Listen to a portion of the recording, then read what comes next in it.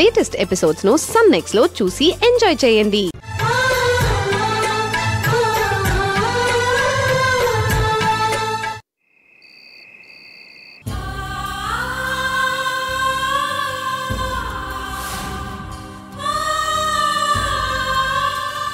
మీ అక్క ఎక్కడున్నా ఏం చేస్తున్నా నీ గురించి ఆలోచిస్తుంది.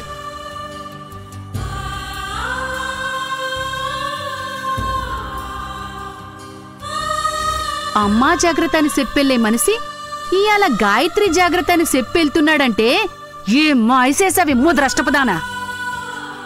మాయే చేసిందో మందే పెట్టిందో ఎప్పుడూ లేనిది నీ మీద ఇంత ప్రేమ చూపిస్తున్నాడు, నీ కడుపులో బిడ్డ మీద ఇంత మమకారం చూపిస్తున్నాడు. గట్టిగా నా తమ్ముణ్ణి కొంగు కట్టేసుకున్నావన్నమాట.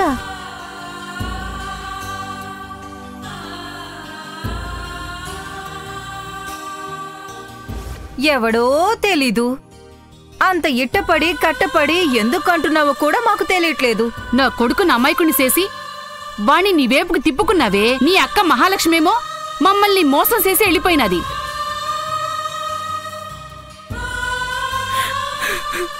నన్ను క్షమించక్క.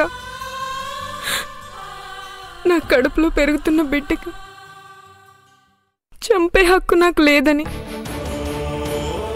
నాతో ప్రమాణం చేయించావు. కానీ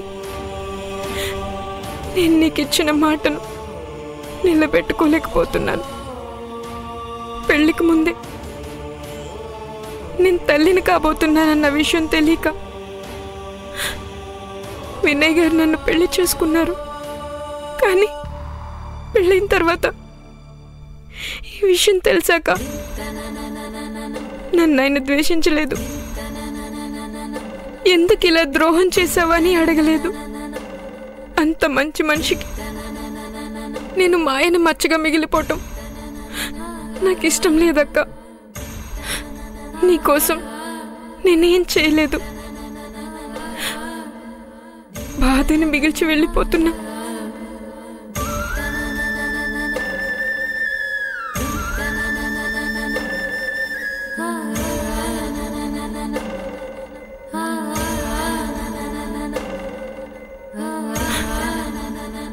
వినయ్ గారు, నేను మీకు చేసిన అన్యాయానికి నాకు బతికే అర్హత లేదు. నన్ను క్షమించండి. నా జీవితానికి ముగింపు పలుకుతున్నాను. నాకింతకన్నా మరొక దారి లేదు.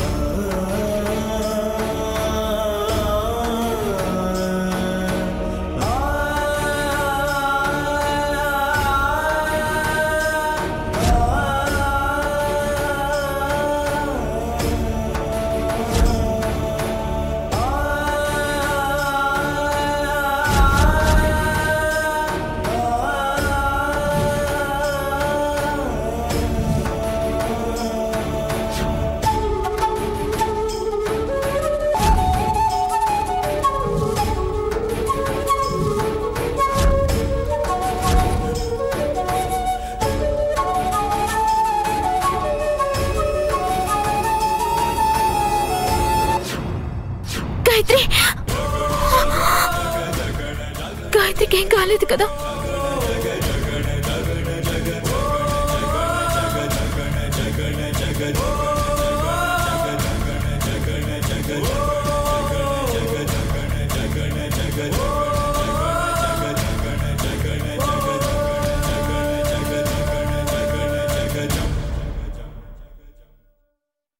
గాయత్రికి ఏదో కీడు జరుగుతున్నట్టు అనిపిస్తుంది.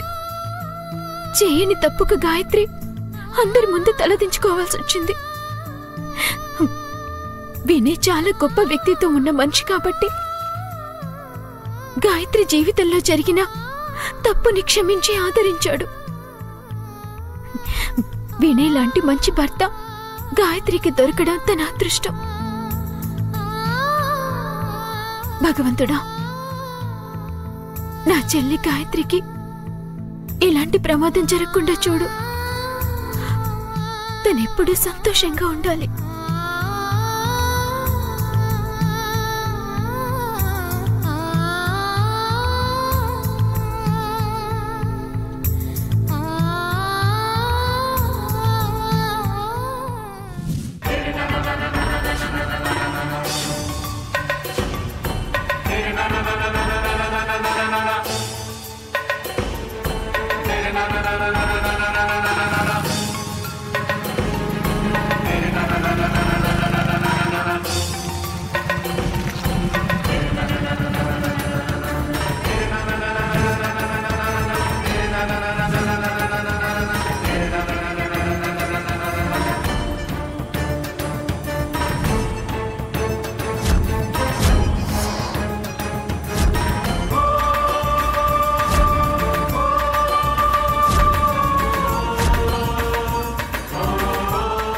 గాయత్రి,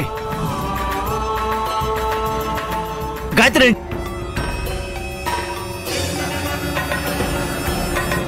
గాయత్రి, ఏంటిది? నువ్వేం చేస్తున్నావు?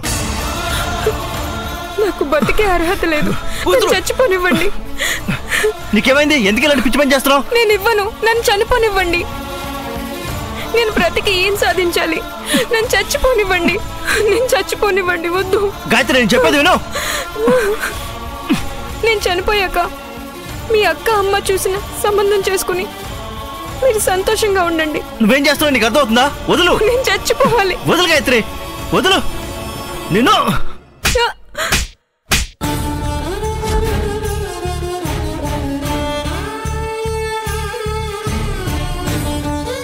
చచ్చిపోయి ఏం సాధిస్తావు? నీతో పాటు నీ బిడ్డను కూడా చంపాల్సి నీకు ఎందుకు వచ్చింది? అసలు చావాలని ఎందుకు అనుకుంటున్నావు? సాధిస్తాను. ఎలా సాధిస్తావు? ఏం సాధిస్తావు? నా కోసం నేనేం సాధించలేను గాని నా చావు వల్ల మీకు న్యాయం జరుగుతుంది. అది నేను సాధించినట్టేగా. గాయత్రి, మతుండే మాట్లాడుతున్నావా? అసలు నువ్వు చనిపోవడం ఏమిటి? నేనే లేకపోతే మీకు మేలు జరుగుతుంది. స్నేహితుల్లోని సమాజంలోని మంచి పేరుంది, గౌరవం ఉంది. నేను బిడ్డకి జన్మనిచ్చిన నా బిడ్డ మీ బిడ్డ కాదని అందరికీ తెలిసిన మీ గౌరవం దిగజారిపోతుంది. నిజాలు వెలుగులోకి రాకుండా ఉండాలన్నా, మీ మంచితనానికి నేను మచ్చగా మిగలకుండా ఉండాలన్నా, నేను నా కడుపులో ఉన్న బిడ్డ బతకూడదు. నేను చచ్చిపోవాలి. నేను చచ్చిపోవాలి. గాయత్రి, నిన్ను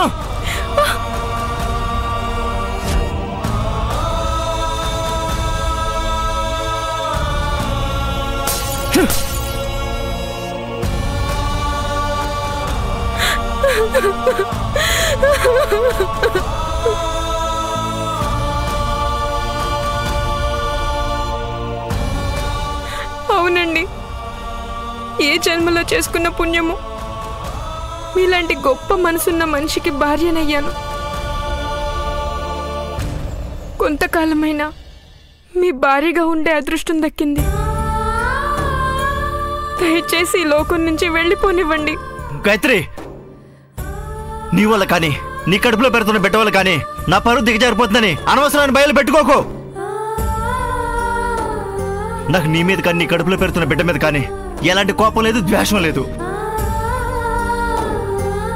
నేను నీకు స్నేహితుడిగా మాటిస్తున్నాను. నీ కడుపులో పెడుతున్న బిడ్డకి తండ్రి ఎవరో నేను కనుక్కుంటాను.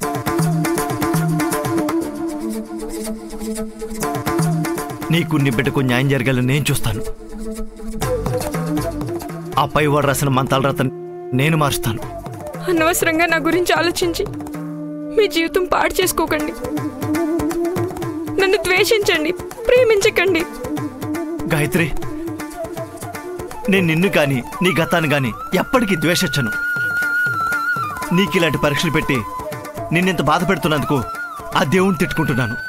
ఆయన మీద కోపం వస్తుంది నాకు. ఇలా చూడు, ఇంకొకసారి ఇలాంటి ప్రయత్నాలు మాత్రం చేస్తే నా మీదొట్టే.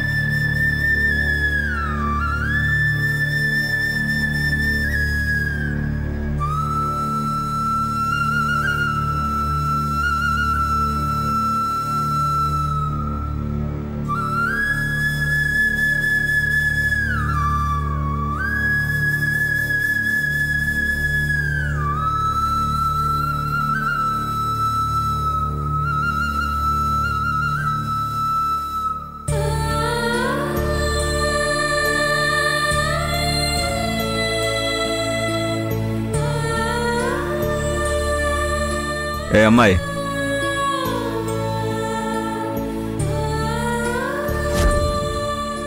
ఏంటి ఇంకా మేల్కొనే ఉన్నావు? నిద్రపట్టలేదా? ఏమైంది? మాట్లాడవే. దేని గురించి ఆలోచిస్తున్నావు? అబ్బే ఏం లేదు, ఎందుకో నిద్ర పట్టడం లేదు.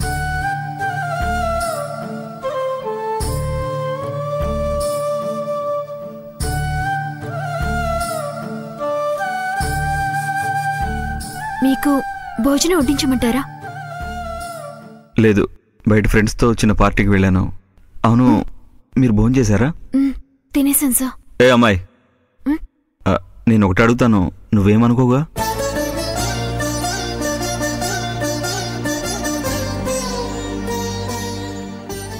జరిగిన దాని గురించి బాధపడుతున్నావో, జరగబోయే దాని గురించి బాధపడుతున్నావో నాకు అర్థం కావట్లేదు.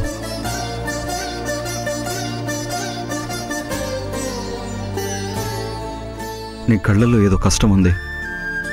నీ మనసులో అలజడి నీ కళ్ళల్లో తెలుస్తుంది. ఒక ఆడపిల్ల గడప దాటి వచ్చిందంటేనే సొల్యూషన్ దొరకని ప్రాబ్లం ఉందని దాని అర్థం. నీ సమస్య ఏంటని నేను అడగను. అడిగినా నువ్వు చెప్పవని నాకు తెలుసు.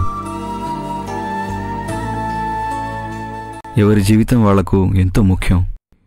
అలా అని ఎదురవుతున్న కష్టాన్ని మౌనంగా భరిస్తూ పోతే జీవితం నరకం అవుతుంది.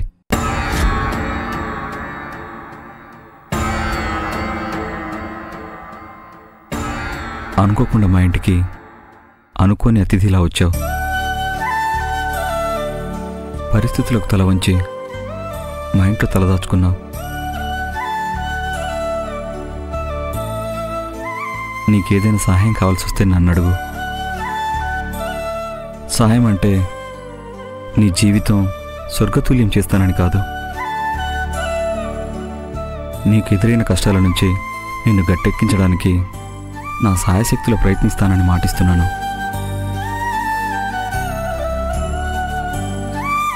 మగవాళ్లకు మీ ఆడవాళ్లకు ఉన్నంత ఓపిక ఉండదు. చూసావుగా, నాకు కాస్త కోపం ఎక్కువే. వంశీ మీద కోపంతో వాడిని కొట్టి స్టోర్ రూమ్లో పడేశాను. వాడి వయసేంటో, వాడు మనసు ఎంత గాయపడుతుందో ఒక్క క్షణం కూడా ఆలోచించకుండా వాడిని ఊపిరాడకుండా చేశాను. ఆ సమయానికి నువ్వు సాయం చేయడం వల్లే నా కొడుకు నాకు దక్కాడు, ప్రాణాలతో బయటపడ్డాడు. అమ్మాయి, ఎక్కువ మాట్లాడేశాను. బాగా లేట్ అయింది, వెళ్ళి పడుకో. Take care. Good night.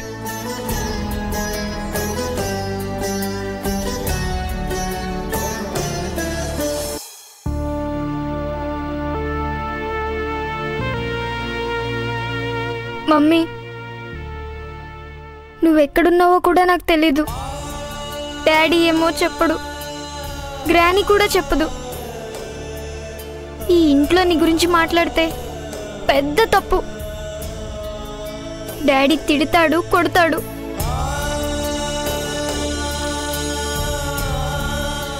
Daddy మన ఇంటికి ఎవరో ఒక అమ్మాయిని తీసుకొచ్చారు. డాడీ గ్రానీ ఇద్దరు ఆ అమ్మాయికే సపోర్ట్ చేస్తున్నారు. ఆ అమ్మాయి అంటే నాకు ఇష్టం లేదు.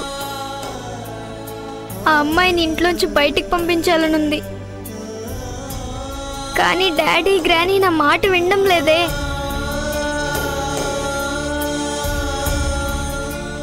నా బాధ నీతో చెప్పుకోవాలనుంది మమ్మీ. నన్ను చెల్లిని వదిలి నువ్వెందుకు వెళ్ళిపోయావు మమ్మీ? ప్లీజ్ మమ్మీ, నువ్వెక్కడున్నావు మమ్మీ? నువ్వు రా మమ్మీ. నన్ను చెల్లిని ఇక్కడి నుంచి తీసుకెళ్ళిపో మమ్మీ. ప్లీజ్ మమ్మీ, ఎక్కడున్నావు మమ్మీ? మమ్మీ మమ్మీ, కనీసం ఫోన్ అయినా చెయ్యవు. ఎందుకు మమ్మీ? నాకు నీతో మాట్లాడాలనుంది. చెల్లితో కలిసి నీతో ఆటలు ఆడాలనుంది మమ్మీ. నువ్వు ముద్దుగా ఒడిలో పడుకోబెట్టుకుంటే హాయిగా నిద్రపోవాలనుంది మమ్మీ.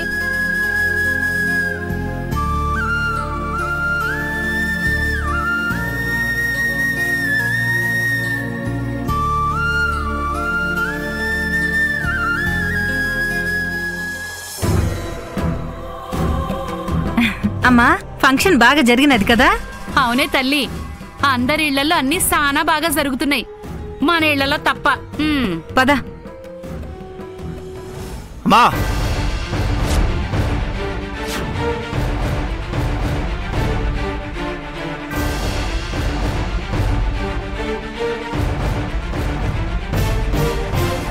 ఏ నానా, ఏటైనాది అట్టరిసినావు? మీరు చేసిన దానికి ఆరోగ్యం ఏం చేయమంటారు? గాయత్రి నోటరీ వదిలి బయటికి ఎందుకెళ్ళారు? అసలు తన ఆరోగ్యం బాలేదు. అసలు తన ఒట్టు మనిషి కూడా కాదు. తమ్ముడు, ఈ ఇష్యూ నువ్వు మాకు ప్రత్యేకంగా చెప్పాలా? నీ పెళ్ళాన్ని కావాలని ఒంటరిగా వదిలి మేము బయటకు వెళ్ళలేదు. తన కిట్టం లేకుండా బలవంతంగా లాక్కెళ్ళేం కదా. తమ్ముడు, మాకు మాత్రం నీ పెళ్ళాన్ని తీసుకెళ్లాలని ఉండదా? ఈ అమ్మాయి నా తమ్ముడు భార్య అని నలుగురికి గాయత్రిని పరిచయం చెయ్యాలని ఉండదా? నేను రావడం కొంచెం ఆలస్యం ఏంటే ఎంత ఘోరం జరిగి ఉండేదో తెలుసా? ఏటైనది బాబు?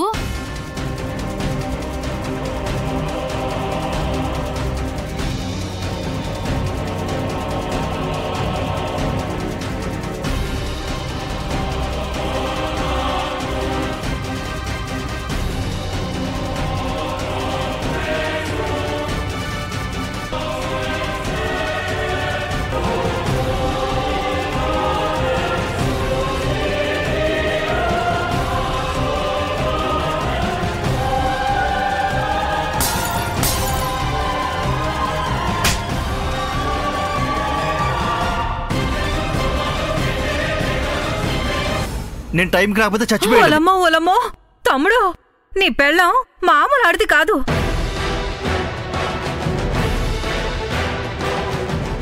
నీ మీద నా మీద ఏదో కక్ష కట్టే సావాలనుకుంది. ఏవమ్మా గాయత్రి, సచి మమ్మల్ని దెయ్యమై పీడిద్దాం అనుకుంటున్నావా? పోలీసులు వచ్చి నన్ను నా కూతుర్ని లోపలే ఇద్దామని కదా ఇట్ట సేతున్నావు?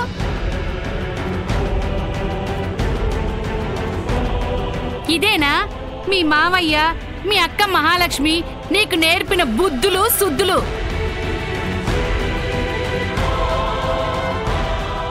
మేము నీకు అంత ద్రోహం ఏడ్చేసినావే, ఇంత దారుణానికి ఒడిగట్టినావు? అక్క, గాయత్రి మీ మీద ఎందుకు కక్ష కడుతుంది?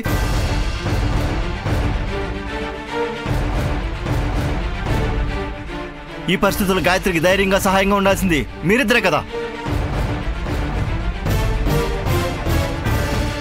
నేను మీకు ప్రత్యేకంగా చెప్పాలా?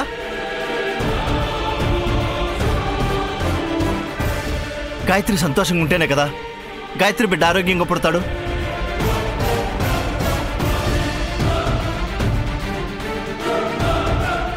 మనల్ని నమ్మే కదా మధుసూదన్ గారు మహాలక్ష్మి గాయత్రిని మన ఇంటి కోడలుగా పంపించారు.